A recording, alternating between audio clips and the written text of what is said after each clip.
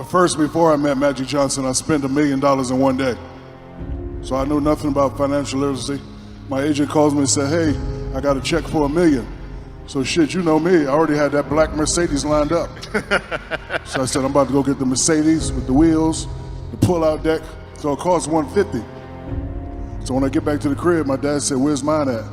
So in my mind, I'm like, $1 million minus $150, shit, I got $850 left, right? So I go buy him one, I go buy my mother one, you know, I get some ice, I get some earrings, I get a couple of suits. So I get a call from the bank manager, he says, you spent $1 million. And I was like, no, I didn't. So then when I'm looking at the paperwork, I see FICA.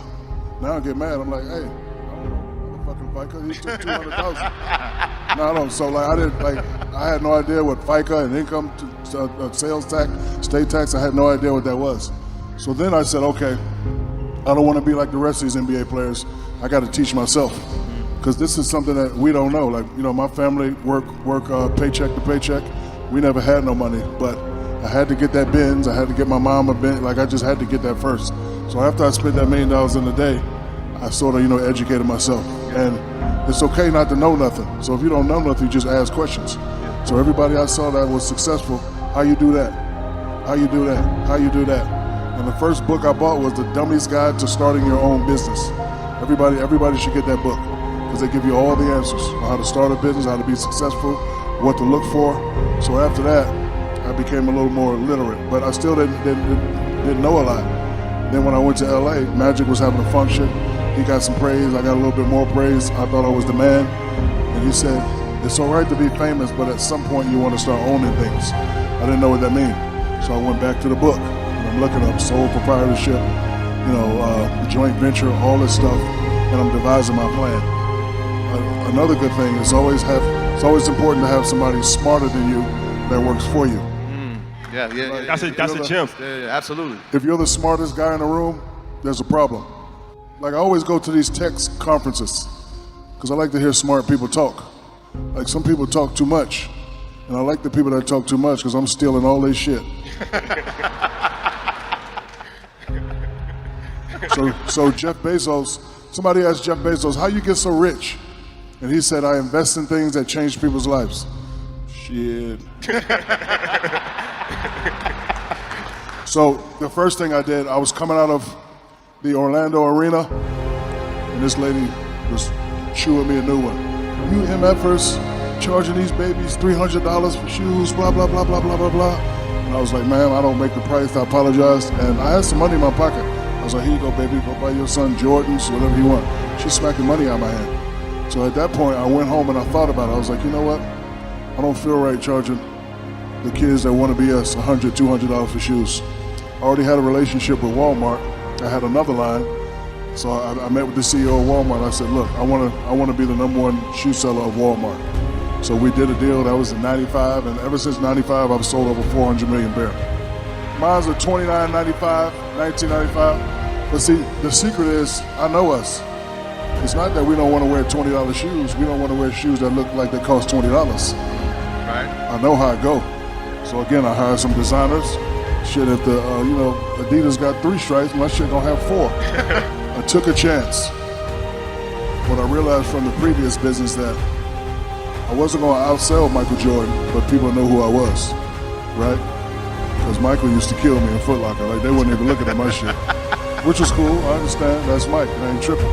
So I said, if I go somewhere where nobody's at, it's all mine, right? And then I said, you know what? I know it's a lot of kids out there that you know, want to have something respectable on their feet, a respectable name, something that look good, and it's going to work.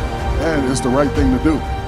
Because again, I didn't feel right charging little kids $100, $200 for shoes. First year I felt good about it, but then after, you know, reality kicked in, I was like, this ain't right. This ain't right. So I invested in something that's going to change people's lives, and I just went for it. You know, being a CEO starts up here. Everybody in this room is already a CEO. You don't have to own a business to be a CEO. Being a CEO is a mentality. If you have that mentality, if you have that belief, it will work. Of course, there's going to be some ups and downs. When I first started, sell 10,000 pair, 20,000 pair, 50,000 pair, and then it just kept going. So, you know, I've been doing it since 95. So 95 to now, that's what, 30 something years, 400 million pair. And then I went to China and did the same thing. get some of that Chinese money.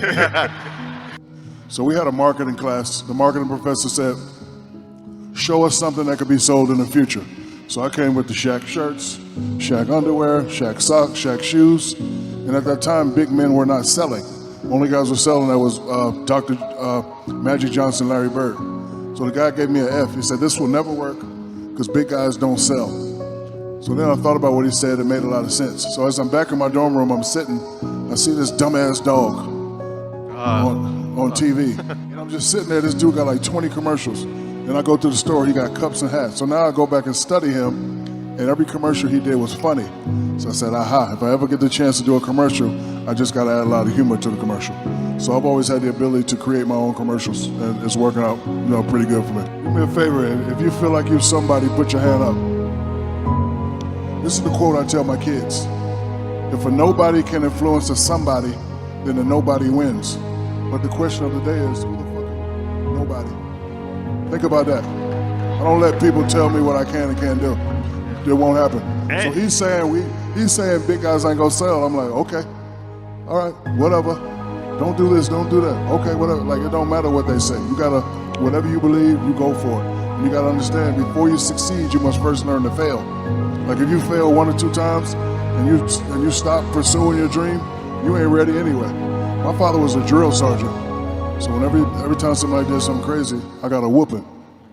Len Bias passed away from doing cocaine. My father came in and told me a new one. He came in the house, he said, if you ever do coke, I'll kill you. And I'm so young and dumb, I was like, I don't do coke, I drink Pepsi. And he just hit me with the 2-piece, bow, bow. That's why I don't do drugs. Trying to be funny. One time he caught me sipping on a beer, he made me drink a 12-pack to the head. That's why I don't do stuff like that. Every time an athlete did something crazy, I would get in trouble. So, rather than ridiculing and judging people, I just learn, from their mistakes. I see a lot of kids in here, and I tell kids the same thing. Listen to your mother and father. I wasn't the smartest guy in the room, wasn't the brightest guy in the room, but I listened to my mother and father. They believed in my dream, they made me believe in my dream, and I just wanted to fight. I'm a fighter. Like, when you tell me I can't do nothing, I'm gonna just go and do it. So when I first got to LA, nobody could be as famous as Magic and Kareem, you'll never win and all that. I'm saying, okay, you're a nobody, I'm a somebody, I ain't trying to hear all that. And you just keep fighting. So the first 4 years, me and Kobe, we got swept. We didn't give up, we just kept going. And then we won 3 in a row, I got traded. You all know the story, but again, it doesn't matter what anybody tell you, it's what you believe. And again, everybody here is a CEO. The CEO is mental.